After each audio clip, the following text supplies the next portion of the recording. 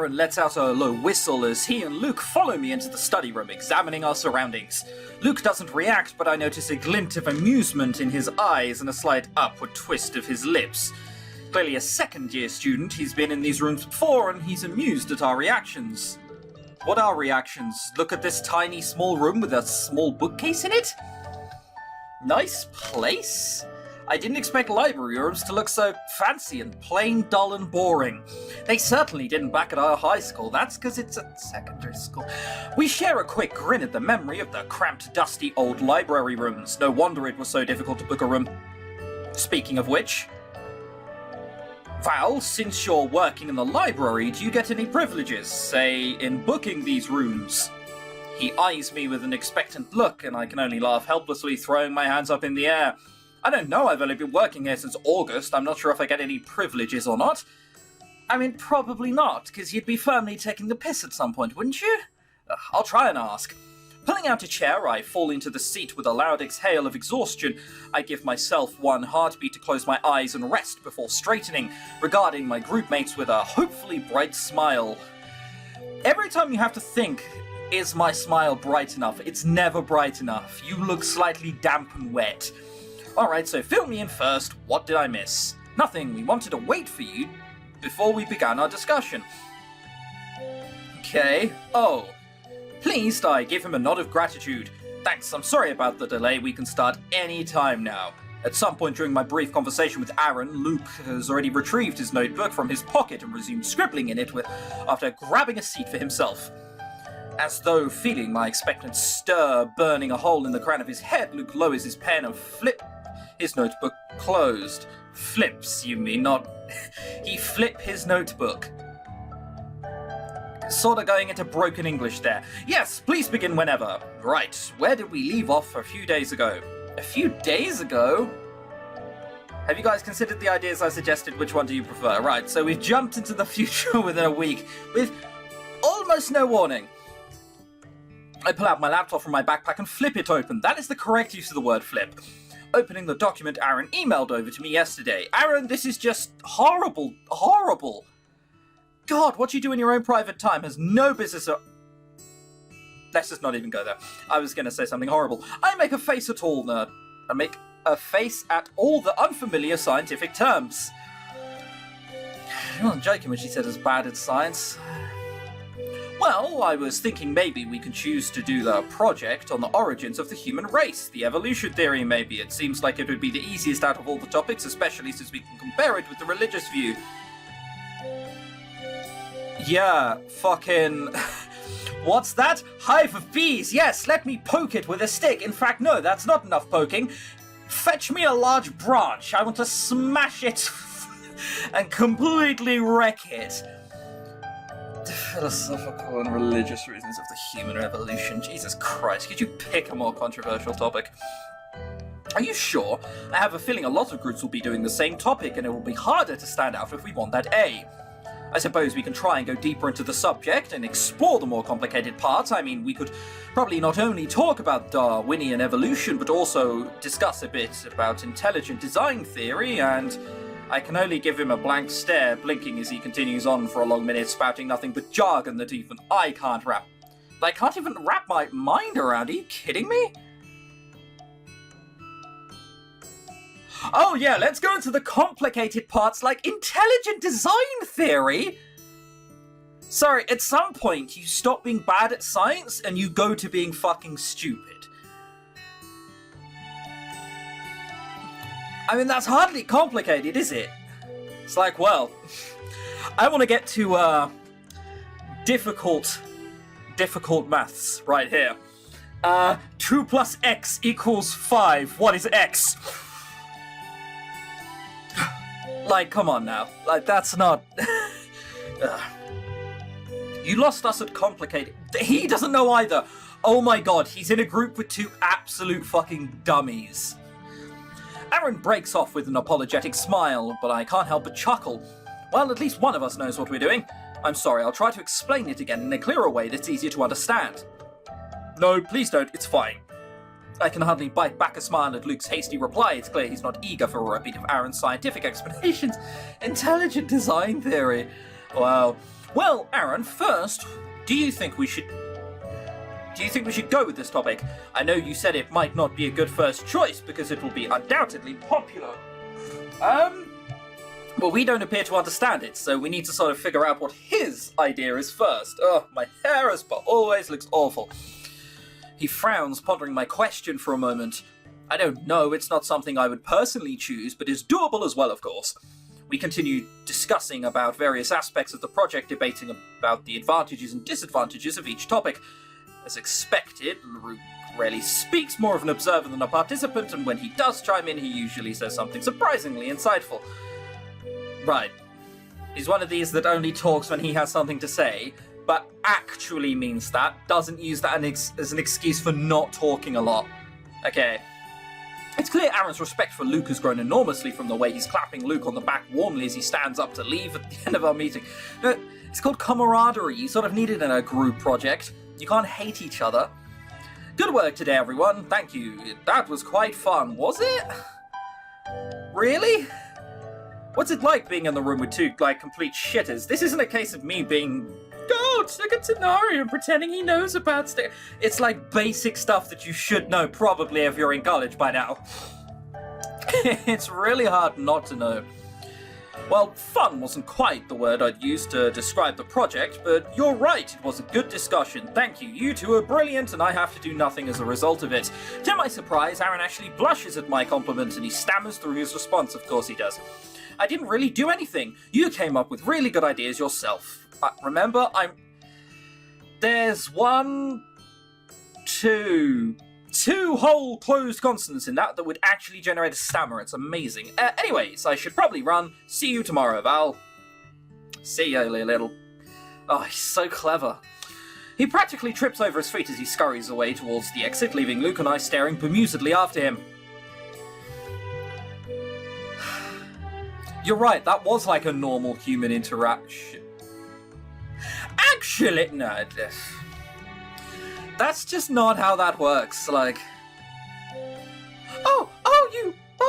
You said I was good. Oh, I better run away, because I'm embarrassed.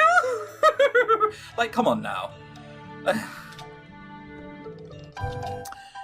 There's a beat of silence before Luke also stands up from his chair, gathering his belongings into his backpack. It's time for me to leave as well. Thanks for the hard work today. You're not even looking at me. Wait.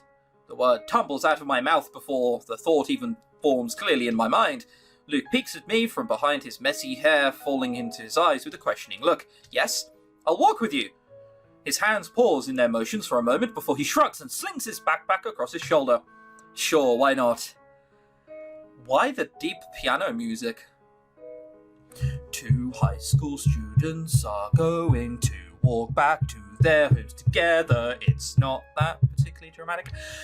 Are you heading home now? They're not also high school students, are they? They're college students. I don't know. They look the same in visual novels. Are you heading home now? Hurriedly sweeping my items into my bag, I rush over to him when he's standing by the table waiting for me. I fall into a step beside him and we walk out of the room together.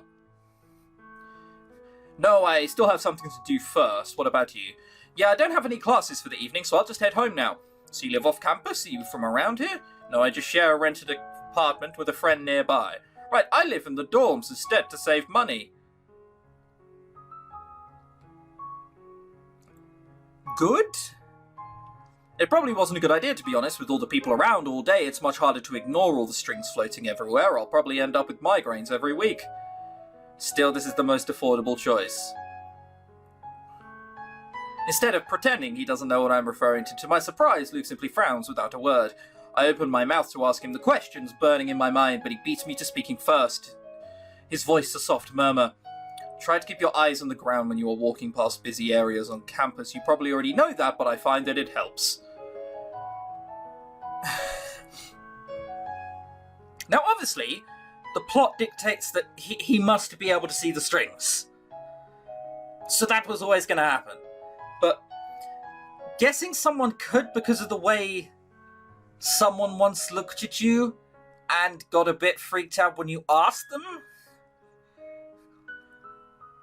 isn't a great idea. In fact, borderline just stupid.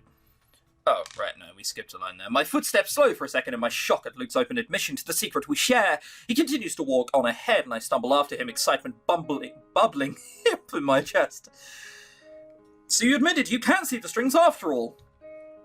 How much you know about them? Why are we the only ones who can seem to be able to see the strings? Why can't we see our own or others see the strings? I was going to ask, surely if this was a thing you could find,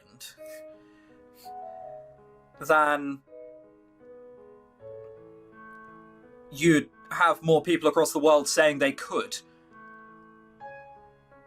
And they'd never have to work the rest of their lives if there aren't that many. Say there are 2 per country. And this happens to be a shock incident of it. That's not many people. You can get work from that for the rest of your life, but, like,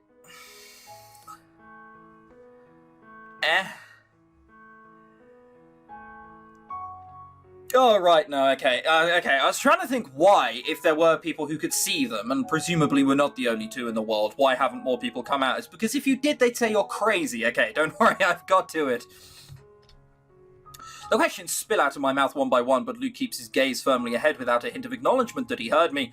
Finally, the frustration at his uncooperative attitude explodes out of me in an angry yell. Hey, did you hear what I asked?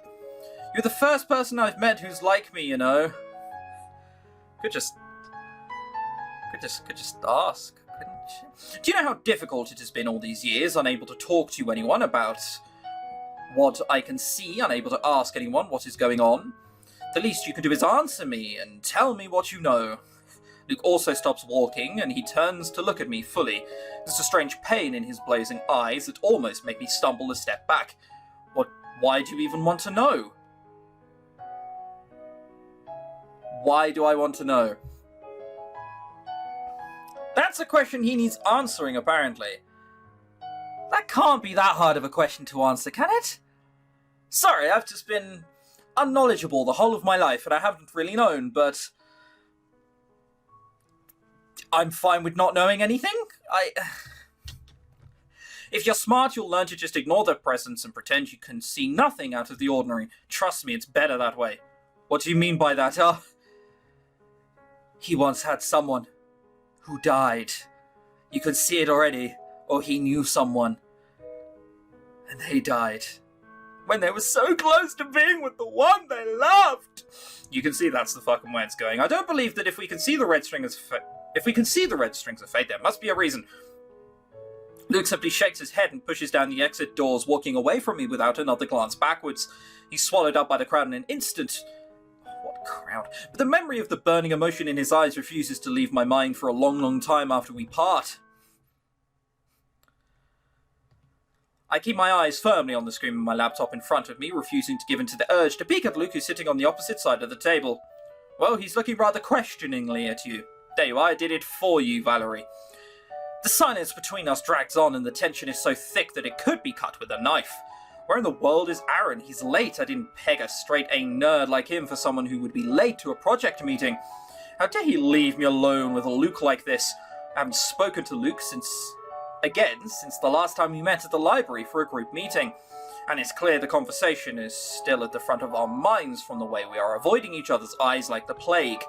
I swallow, start a new document on my laptop, and begin typing away at random just to appear preoccupied.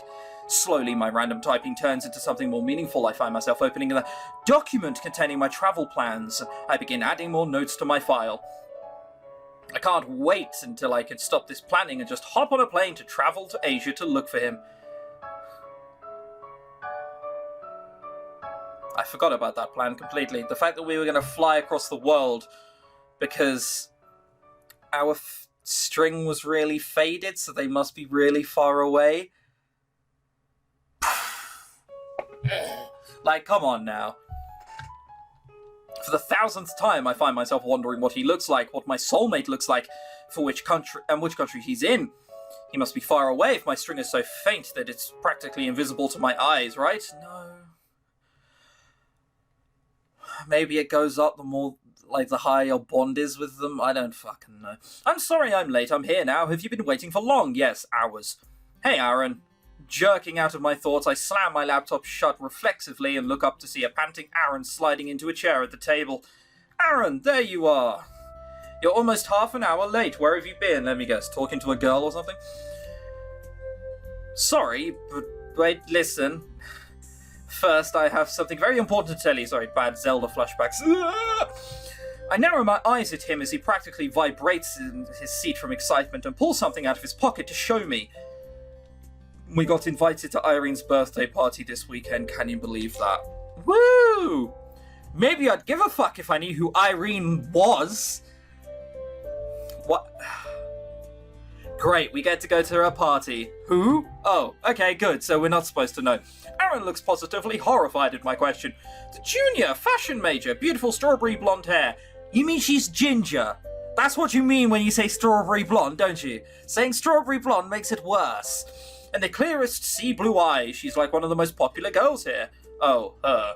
Yes, her. She's inviting us to a party she's holding next weekend, all three of us. Unable to share his enthusiasm, I frown in confusion. Why? How do you even know her in the first place? Because he's an attractive, bumbling fool who's probably had his way with her. Did you know she's in the same generals class as us? I didn't either, but last week she came up to me asking for help from the essay. She was stuck on me, exchanged numbers, and we've been texting sometimes. She ended up sending me an invite to a party as a show of gratitude for all Oh, that's a lovely sentence right there. Hey, you've done me a favour, so I'm going to do you a favour and invite you to a party with better people than who you're normally hanging out with. So basically, Aaron means nothing to her.